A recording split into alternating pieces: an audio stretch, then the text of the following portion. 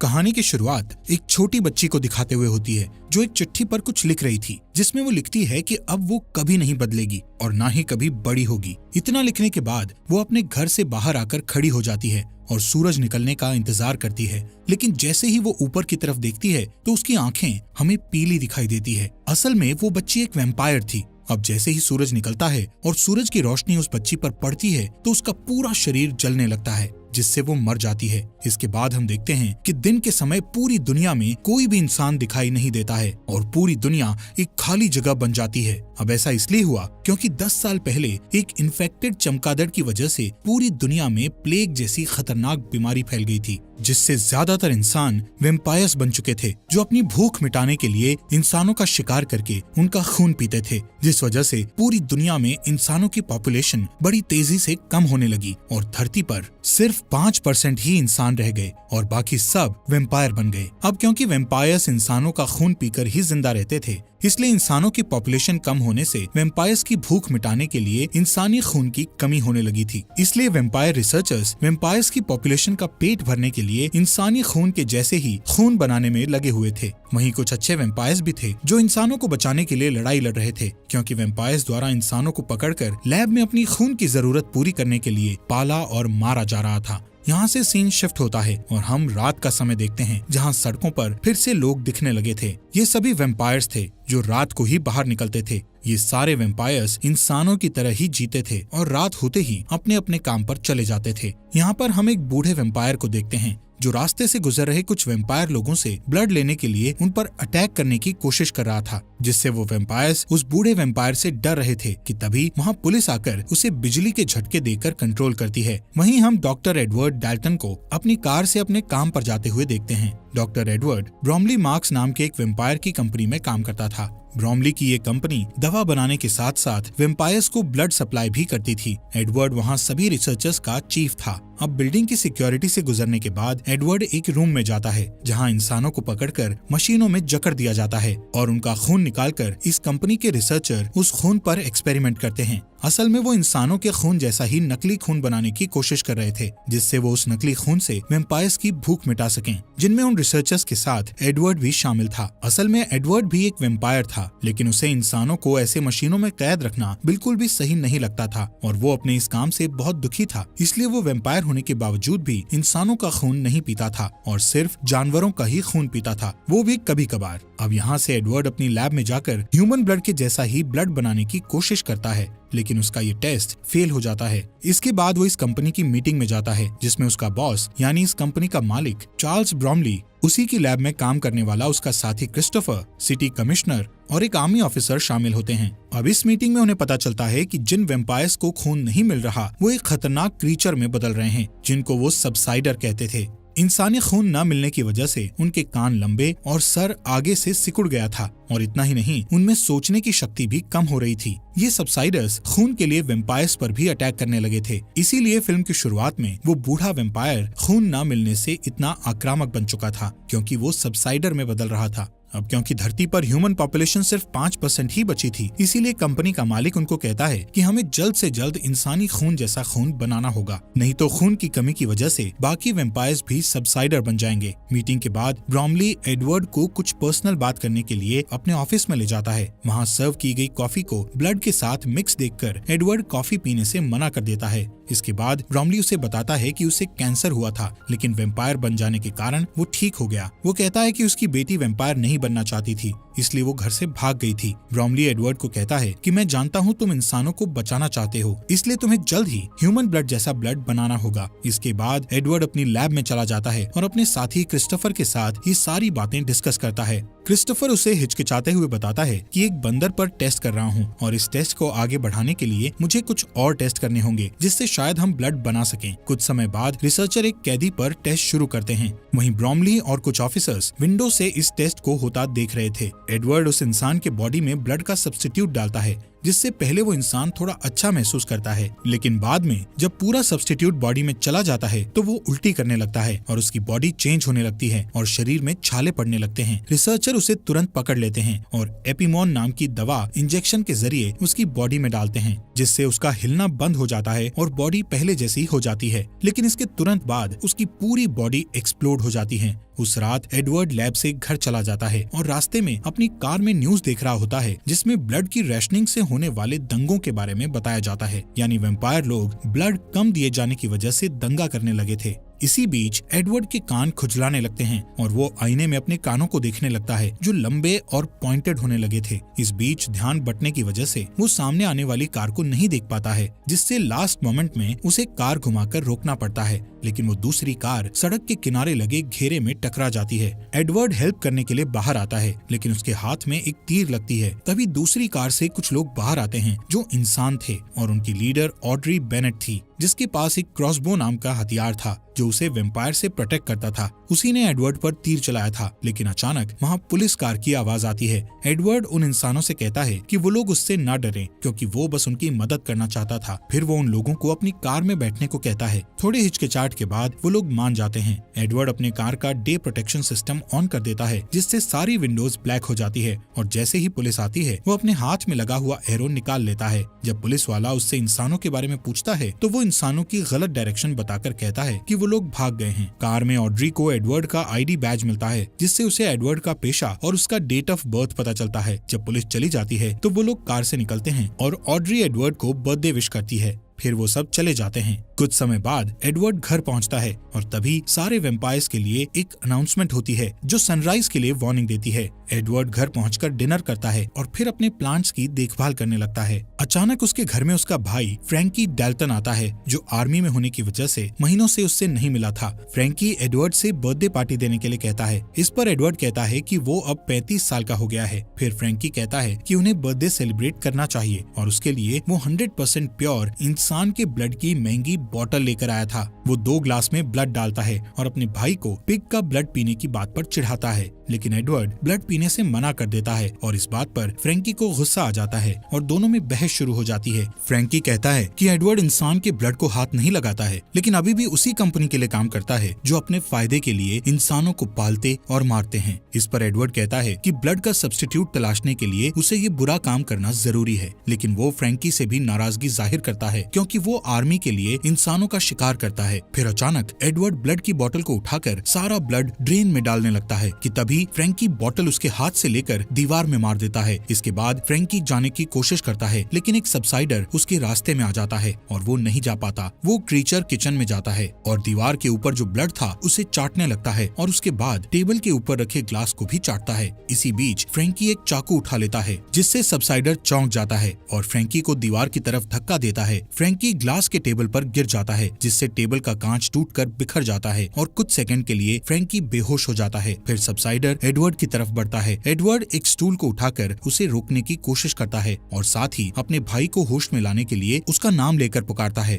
Frankie होश में आ जाता है और फिर चाकू को पकड़ता है। दोनों भाई सबसाइडर पर अटैक करने की कोशिश करते हैं, लेकिन वो जंप करके सीलिंग में लटक जाता है। इससे फ्रैंकी को चांस मिल जाता है और वो उसका सिर काट देता है। कुछ टाइम के बाद पुलिस मामले के बारे में जानने के लिए वहाँ पहुँचती है और कहती है कि अब सबसाइडर शहर में फैल चुके हैं। एक ऑफिसर को उस क्रीचर की एक रिंग मिलती है, जिससे एडवर्ड को पता चलता है कि वो एक लोकल माली था और उसे उसकी बॉडी में खुद के लगाए हुए जख्म भी मिलते हैं जो खुद को खाने से हुए थे। अगले दिन सिक्योरिटी अलार्म बजने से एडवर्ड की नींद खुल जाती है और जब वो चेक करने के लिए लाइट ऑन करता है तो ऑड्री उसकी तरफ क्रॉसबो एम करके खड़ी दिखाई देती है। ऑड्री कहती है कि उसे ऐसे वैम्पायर की तलाश है जिस पर वो लोग भरोसा कर सकते हैं और इसके लिए उसे एडवर्ड बिल्कुल सही लगता है। वो उसे एक पेपर शीट देती है जिसमें एक मैप बना होता है। एडवर्ड मैप को देख ही रहा होता है कि अचानक एक आवाज आती है और एडवर्ड उस आवाज की तरफ मुड़कर देखता है और इस बीच ऑड्री चुपचाप चली जाती है। एडवर्ड जब उस आवाज को चेक करने जाता है तो पता चलता है कि आवाज फ्रैंकी की है।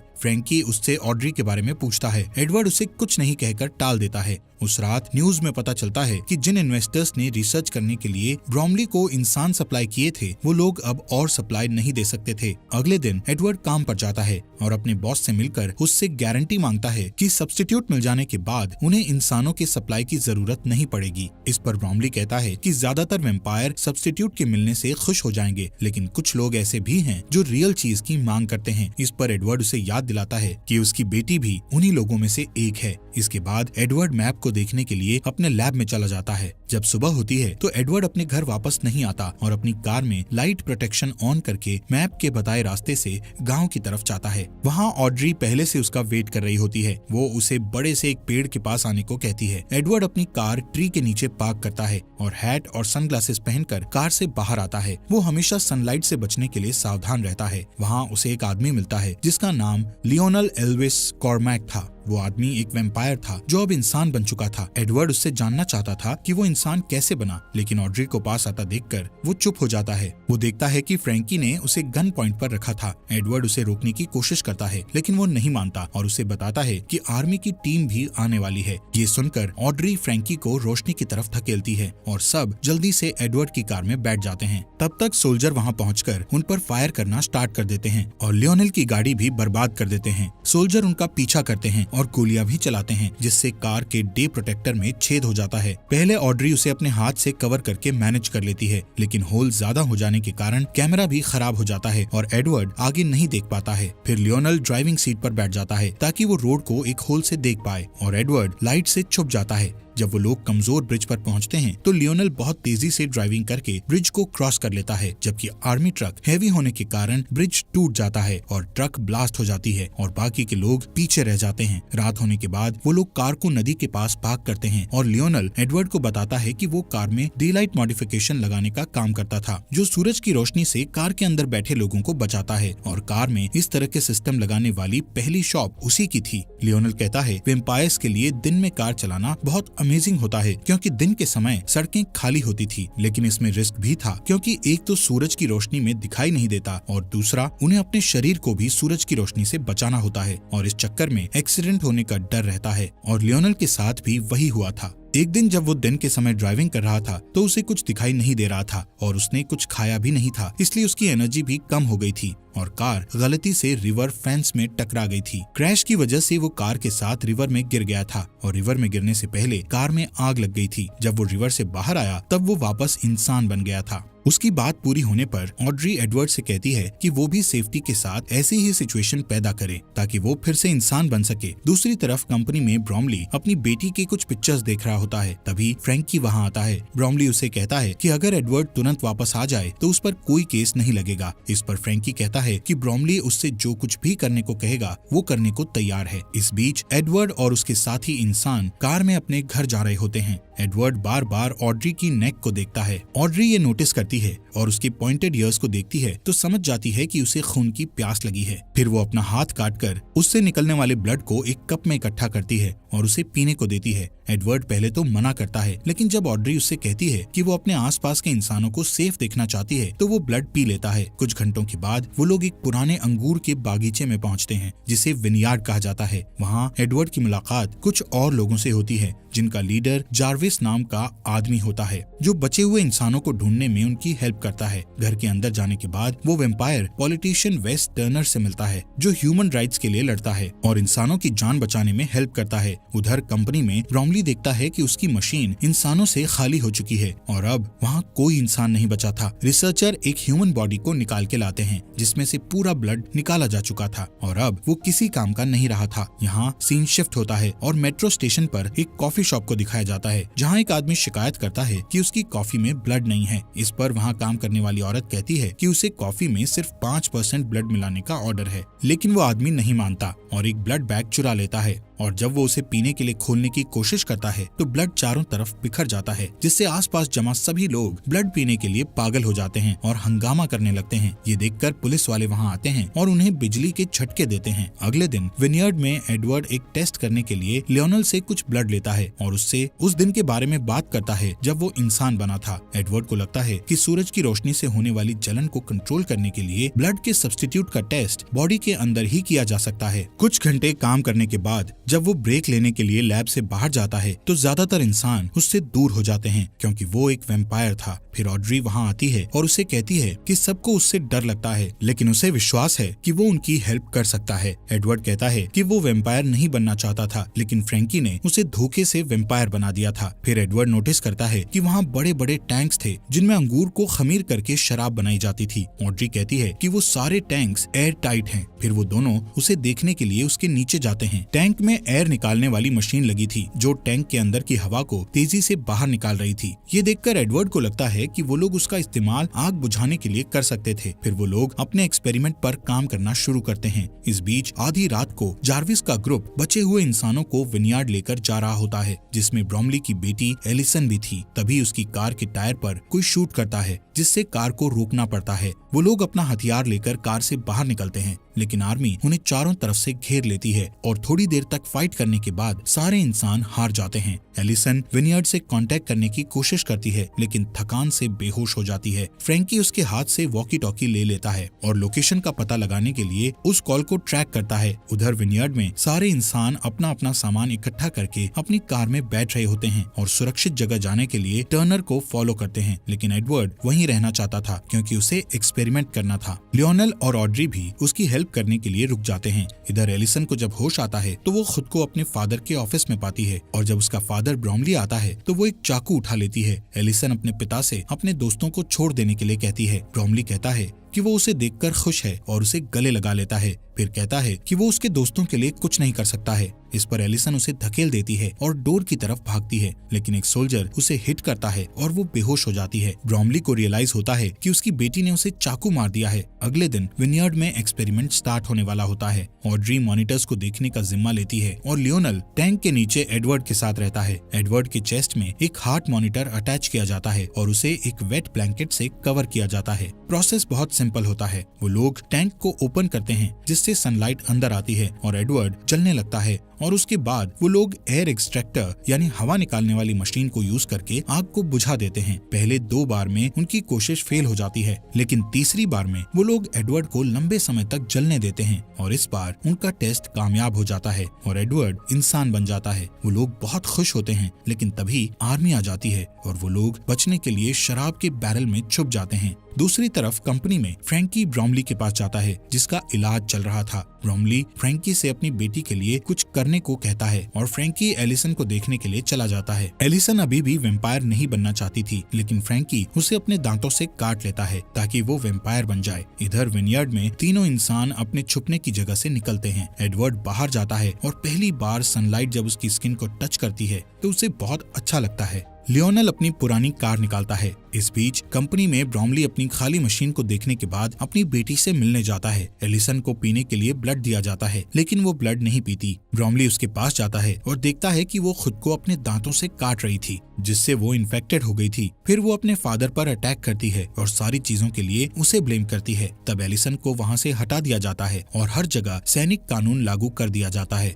जिसके बाद वो लोग सड़कों पर सबसाइडर से फ्रीली लड़ सकते थे। इस दौरान ऑड्री, एडवर्ड और लियोनेल टर्नर के कैबिन में आते हैं, जहां वो देखते हैं कि सारे इंसान मर चुके हैं। ऑड्री को लगता है कि अब कोई उम्मीद नहीं बची, लेकिन एडवर्ड कहता है कि वो किसी को जानता है जो उनकी मदद कर सकता है। इस बीच क्रिस्टोफर को लैब में दिखाया जाता है, जो अभी भी एक्सपेरिमेंट कर रहा था। उधर आर्मी सबसाइडर्स को घसीटकर सनलाइट में मरने के लिए लेकर जा रही होती है और एलिसन भी उनमें से एक होती है। उसे मरता देखकर फ्रैंकी को अपनी गलती का एहसास होता है। उस रात क्रिस्टोफर अपने घर आता है तो एडवर्ड, ऑड्री और लियोनेल को अपने लिए वेट करते हुए देखता है। एडवर्ड उससे कहता है कि उसके पास एक सोल्यूशन है जो सब्स्टिट्यूट से बेटर है और उसे हेल्प करने के लिए कहता है। उनकी बातचीत फोन रिंग होने की वजह से रुक जाती है। क्रिस्टोफर कॉल रिसीव करने के लिए चला जाता है। जब उसे आने में लेट हो जाता है तो सबको शक होता है और ऑड्री चेक करने उसके पीछे जाती है। एडवर्ड और लियोनेल उसके कोट को चेक करते हैं। यहाँ पता चलता है कि क्रिस्टोफर ने अपना फोन शुरुआत से कंपनी के साथ कॉल पर रखा हुआ था और कंपनी के सभी लोग जान गए थे कि एडवर्ड और उसके साथी कहाँ हैं। अचानक वहाँ आर्मी आ जाती है और फाइट में ऑड्री बेहोश हो जाती है और उसे पकड़ लिया जाता है। लियोनेल और एडवर्ड रोड पर बनी हुई टनल के जरिए वहाँ से बच निकलते हैं और एक पुरानी सुनसान बिल्डिंग में छुपने का फैसला करते हैं, लेकिन वहाँ एक सबसाइडर उन पर अटैक कर देता है। तभी फ्रैंकी वहाँ आ जाता है और उस क्रीचर को शूट कर देता है। वो नोटिस करता है कि उसका भाई इंसान बन गया है। ये देखकर फ्रैंकी कहता है कि उसने एडवर्ड को इसलिए वैम्पायर बनाया था क्योंकि वो उसे मरता हुआ नहीं देखना चाहता था। वो अपनी गलती के लिए माफी मांगता है और अब उनकी हेल्प करना चाहता है, लेकिन जब लियोनल पास आता है तो फ्रैंकी को खून पीने की तलब होती है और वो उसे काटने के लिए उस पर जंप कर देता है। एडवर्ड उसे पकड़ लेता है और उसे धक्का देकर लियोनल से दूर कर देता है और उसे शूट करने ही वाला होता है, लेकिन कुछ नोटिस करके रुक जाता है। कुछ समय बाद एडवर्ड कंपनी की बिल्डिंग में एंटर करता है और अपने सारे अलार्म ऑफ कर देता है। सिक्योरिटी उसे पकड़ के ब्रॉमली के ऑफिस ले जाती है। वहाँ वो देखता है कि ब्रॉमली ऑड्री का हाथ काटकर उसका ब्लड पी रहा था। एडवर्ड कहता है कि वो सारी बातों के लिए दुखी है और फिर से वैम्पायर बनना चाहता है। उसकी बात सुनकर ऑड्री को लगता है कि एडवर्ड उसे धोखा दे रहा है और वो अपसेट हो जाती है, पर ब्रॉमली कहता है कि अब उसे सब्स्टिट्यूट मिल गया है और इसलिए उसे एडवर्ड की जरूरत नहीं है और वो उसे बुज़दिल कहता है। इस पर एडवर्ड ब्रॉमली से कहता है कि वो भी एक बुज़दिल है जो अपनी खुद की बेटी को वैम्पायर में नहीं बदल पाया। इस बात से ब्रॉमली को गुस्सा आ जाता है और वो एडवर्ड को काट लेता है, लेकिन एडवर्ड कोई रिएक्शन नहीं देता क्योंकि ये एडवर्ड का प्लान था। अब ब्रॉमली इंसान में बदलने लगता है। फिर एडवर्ड को याद आता है कि फ्रैंकी भी ऐसे ही ह्यूमन में बदल गया था। इससे पता चलता है कि जो वैम्पायर ठीक होकर ह्यूमन बन चुके थे उनका ब्लड ही सोल्यूशन बन गया था। इतने में ब्रॉमली अलार्म प्रेस करके सिक्योरिटी को बुलाता है। तभी आर्मी ट्रक वहाँ पहुँच जाती है। सोल्जर अपनी गाड़ियों से बाहर आते हैं और डोर ओपन करके देखते हैं कि ब्रॉमली चेयर में बंधा हुआ है। सारे वैम्पायर पागल हो जाते हैं और उसका खून पीकर अपना पेट भरने लगते हैं। इस दौरान ऑड्री और एडवर्ड कुछ हथियार लेकर नीचे आते हैं और बिल्डिंग से निकलने ही वाले होते हैं, लेकिन बहुत सारे सोल्जर आकर उनका रास्ता रोक देते हैं। इतने में एक कार ग्लास डोर को तोड़ते हुए अंदर आती है, जिसमें लियोनल और फ्रैंकी बैठे होते हैं। वो सोल्जर्स को हिट करते हुए एडवर्ड तक पहुंच जाते हैं ताकि उसे बचा सकें, लेकिन जल्दी ही उन सबको वापस घेर लिया जाता है। फ्रैंकी एडवर्ड को वहां से जाने के लिए कहता है और सारे सोल्जर उस पर जंप कर देते हैं और उसे खाने लगते हैं। एडवर्ड को अपने भाई की मौत पर दुख होता है। तभी सिक्योरिटी वाले ऑड्री को अपने साथ ले जाते हैं और एडवर्ड उसे बचाने सिक्योरिटी रूम तक उन्हें फॉलो करता है, जहां बहुत स्ट्रगल के बाद वो वैम्पायर 2 गार्ड्स को मार देता है और तीसरे गार्ड को मारने में ऑड्री की मदद करता है। इसके बाद वो सिक्योरिटी कैमरा में देखता है कि फ्रैंकी को खाने वाले सोल्जर इंसान बन गए हैं और जो सोल्जर बचे हुए थे वो ह्यूमन सोल्जर पर अटैक करने लगे हैं। इसके बाद एडवर्ड और ऑड्री लॉबी में वापस आ जाते हैं। सिर्फ कुछ ह्यूमन सोल्जर ही बच पाते हैं। इसके बाद क्रिस्टोफर आता है और कुछ सोल्जर्स को शूट कर देता है। फिर वो एडवर्ड और ऑड्री को भी शूट करने वाला होता है, लेकिन अचानक एक एरो उसके चेस्ट पर लगती है और वो मर जाता है। ये एरो लियोनल ने उन्हें बचाने के लिए चलाया था। फिर ऑड्री उसे हक करती है। एडवर्ड अपने भाई की बॉडी और सूरज की रोशनी को अंदर आते हुए देखता है। फिर वो तीनों लियोनल की कार में बैठ जाते हैं और एडवर्ड कहता है कि अब उनके पास क्योर है और वो अब सबको पहले जैसा कर सकते हैं। इसी के साथ ये मूवी खत्म हो जाती है। दोस्तों, हमारे फॉक्स एक्सप्लेनर हिंदी चैनल को सब्सक्राइब करना मत भूलना।